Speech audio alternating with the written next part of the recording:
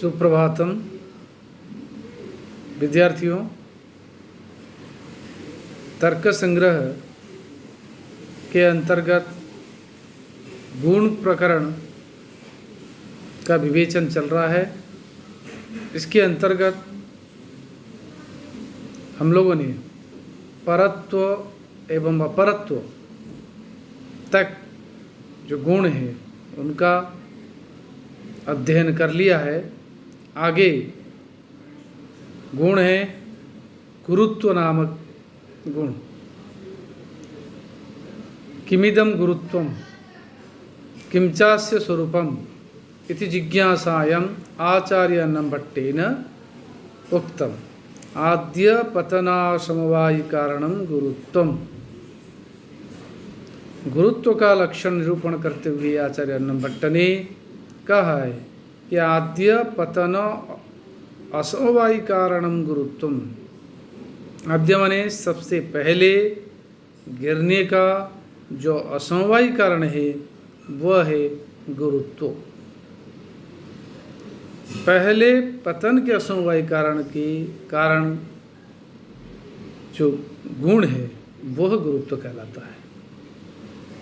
बस इसको कह सकते हैं आद्य पतनासमवायि कारणत्वेष्वति गुणत्वम गुरुत्वम। बात वही है, सबसे पहले जिसकी वजह से वो गिरता है वो जो गुण है वो है गुरुत्व।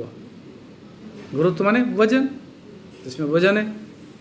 और ये गुरुत्व नामक जो गुण है 9 द्रव्यों में से केवल 2 द्रव्यों में, वह है पृथ्वी एवं जल, इन दोनों में ही इसका अवस्थान होता है।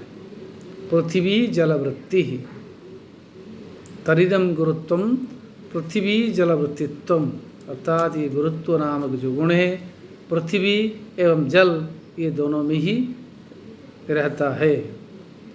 अब देखिए पृथ्वी और जल को छोड़कर और जो 7 रगे कौन? तेज में वजन होता ही नहीं, वायु उसका वजन होता ही नहीं, आकाश में नहीं होता, काल दिग आत्मा मन इसमें किसी में भी वजन नहीं है। इसीलिए गुरुत्व का सर्वथा अभाव है इन 7 द्रव्यों में। सिर्फ पृथ्वी एवं जल में ही गुरुत्व का भाव है। अब इसके पश्चात द्रवत्व नामक जो गुण है उसका लक्षण निरूपण करते हुए आचार्य अन्नम भट्ट कहते हैं, और उसका भेद भी प्रतिपादन साथ साथ करते हैं। कहते हैं आद्य स्यंदनासमवायि कारणम द्रवत्वम। आद्य स्यंदन असमवायि कारणम यत् गुणम तत् द्रवत्वम।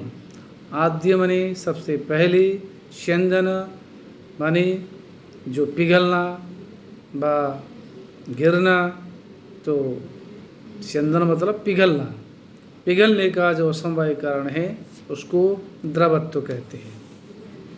सबसे पहले कि बाद में लगातार चलता रहेगा, लेकिन सबसे पहले जब वो पिघलने का शुरू होता है वो जो कारण है, जिसकी असमवायि कारण है, जिस गुण का, वो गुण द्रवत्व कहलाता है। और ये द्रवत्व नामक जो गुण है ये पृथ्वी अप तेज वृत्ति है। पृथ्वी में, जल में और तेज में 3 द्रव्यों में इसका अवस्थान है। वायु, आकाश, काल, दिग, आत्मा, मन इनमें द्रवत्व होता ही नहीं। गुरुत्व केवल पृथ्वी एवं जल इन दोनों में ही रहता है, और द्रवत्व एक स्टेप आगे पृथ्वी, जल और तेज में अवस्थान करता है। इस प्रकार आद्य स्यंदन असमवायि कारणम द्रवत्वम। असमवायि कारणम मीन्स न असमवायि कारणम असमवायि कारणम। समवायि कारण क्या है? न तत्सत्वे तरसत्वम, तत्सत्वम तरसत्वे तरसत्वम। उसके होने पर उसका होना, उसके न होने पर उसका होना। असमवायि कारण को अनित्य संबंध कहते हैं। इस प्रकार समवायि कारण नित्य संबंध जहाँ होता है, असमवायि कारण अनित्य संबंध है। वो समवायि कारण के साथ आगे इसको समझाएंगे। समवायि कारण प्रकरण आएगा। और पृथ्वी जल तेज वृत्ति, पृथ्वी में द्रवत्व होता है, जल में होता है और तेज में भी ये द्रवत्व रहता है। तद्विविधम, और ये 2 प्रकार का होता है द्रवत्व। क्या है? सांसिधिकम नैमित्तिकम च। सांसिधिकम माने स्वाभाविकम और नैमित्तिकम कारणजन्यम च। किसी कारण से जो द्रवत्व होता है वो नैमित्तिक कहलाता है। स्वाभाविक रूप से जो होता है वो सांसिधिक नामक द्रवत्व कहलाता है। और सांसिधिक द्रवत्व किस में रहता है? न जल में, पानी में। सांसिधिक माने स्वाभाविक धर्म है वो पिघलना या गिरना या बह जाना। जैसे कि बर्फ़ है, बर्फ़ पिंड है, बर्फ़ को रख दे, वो जल का तो ही पिंड है, तो अपने आप से अंदन होने लग जाएगा। स्वाभाविक धर्म है जल का। और नैमित्तिकम पृथ्वी तेजसो, पृथ्वी और तेज में जो द्रवत्व होता है वो निमित्तभूत होता है, किसी के कारणभूत होता है। स्वाभाविक धर्म उसका नहीं, अपने आप वो संधित नहीं होता है।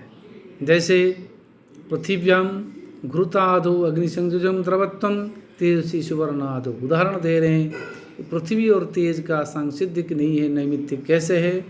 पृथ्वी जैसे घी पृथ्वी तत्व में ही घी का परिगणन होता है, घृत का। और घृत का पिघलना तब होता है जब वो अग्नि के संपर्क में वो आता है, तब घी पिघलने लग जाता है। स्वाभाविक रूप से घी नहीं पिघलता, घी गड़ा रहता है। और तेजसी सुवर्णादु, तेज हला जैसे चांदी, सुवर्ण, सोना आदि को जब अग्नि में तपाते हैं तब वो पिघलने लग जाते हैं। यूँ स्वाभाविक रूप से सोना और चांदी नहीं पिघलते हैं, क्योंकि वो नैमित्तिक है, सांसिधिक धर्म उसमें नहीं है। स्वाभाविक धर्म हो तो कोई दिक्कत नहीं है। तो इस प्रकार चलता है। आगे बुद्ध ये जो है गुण है द्रवत्व, ये इस प्रकार सांसिधिक और नैमित्तिक कहलाता है। आगे चले, स्नेह नामक जो गुण है उसका लक्षण। स्नेहस्य लक्षणम चूर्णादि पिंडी भाव हेतुर्गुण स्नेह जलमात्रवृत्ति।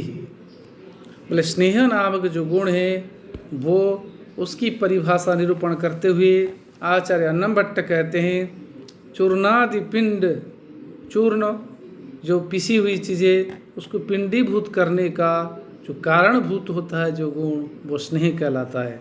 इसको प्रकारांतर से कह सकते हैं, चूर्णादि पिंडी भाव हेतुत्व सति गुणत्वम तत्स्नेहत्वम। तो चूर्ण आदि के पिंडत्व कारण जो है उस गुण को स्नेह कहते हैं। जैसे कि चूरमा बनाते, लड्डू बनाते, तो पीसी हुई चीज़ों को जिस तत्व के कारण एक लड्डू का आकार को धारण करता है, वो जिस वजह से वो है स्नेह तत्व। और स्नेह किस में रहता? स्नेह जलमात्र वृत्ति ही, स्नेह तत्व जलमात्र में रहता है। जैसे कि आटा है, आटा की जो चूर्ण है, गेहूं के चूर्ण पिसे हुए आटा है, तो उसको जब पानी डालते हैं तो वो एक गोलाकार रूप को धारण कर लेता है। रेत है, रेत में भी पानी मिला के रखो, थोड़ा सा पानी मिला दो, उसको फिर कर दो, गोलाकार हो जाएगा। मिट्टी, सूखी मिट्टी पिसी हुई पड़ी हुई है, उसको गोलाकार बना दो, मिट्टी का एक गोला बन जाता है, इसी स्नेह तत्व के कारण। और स्नेह इसमें रहता है, जल में ही अवस्थान करता है। स्नेह तत्व के बाद, स्नेह गुण के बाद अब आता है शब्द नामक गुण। शब्दस्य किम लक्षणम कौचो तस्य भेदो। शब्द का लक्षण क्या है और उसके कौन दो भेद होते हैं, वह भेद उसका निरूपण करते हुए आचार्य अन्नम भट्ट कहते हैं, श्रोत्रग्राह्य गुणः शब्दः आकाशमात्रवृत्ति सच द्विविधः ध्वन्यात्मकः वर्णात्मकश्च तत्र ध्वन्यात्मकः भेर्यादौ वर्णात्मकः संस्कृत भाषादिरूपः। बोले श्रोत्रग्राह्य गुणः शब्दः, केवल सिर्फ श्रोत्रेंद्रिय के द्वारा जिस गुण का ग्रहण किया जाता है वो शब्द, श्रोत्र मात्र शब्द लगाने से, क्योंकि हमारे जो पंच ज्ञानेंद्रिया उनमें से केवल श्रोत्र इंद्रिय के द्वारा शब्द का ग्रहण होता है। श्रोत्र, त्वक, चक्षु, नासिका, जिह्वा, ये 5 ज्ञानेंद्रियाँ। लेकिन शब्द का ग्रहण सिर्फ श्रोत्र इंद्रिय के द्वारा किया जाता है। नेत्र इंद्रिय माने चक्षुर इंद्रिय के द्वारा ग्रहण करना संभव नहीं है। घ्राणेन्द्रिय के द्वारा भी ग्रहण करना संभव नहीं है। जिह्वा के द्वारा भी शब्द का ग्रहण नहीं किया जा सकता और त्वग इंद्रिय के द्वारा भी किसी भी रूप में नहीं किया जा सकता। इसलिए श्रोत्र मात्र ग्राह्य व श्रोत्र ग्राह्य गुण शब्द। और ये शब्द नामक गुण जो 9 द्रव्य है, पृथ्वी, जल, तेज, वायु, आकाश, काल, दिक्, आत्मा, मन, 9 द्रव्यों में से सिर्फ आकाश नामक द्रव्य में ही इसकी अवस्थान है। इसलिए आकाश मात्र वृत्ति ही गुण यह सह शब्द। शब्द नामक गुण आकाश, केवल आकाश में ही अवस्थान करता है। सह द्विविधः। और ये गुण 2 प्रकार होता है, 2 प्रकार का होता है।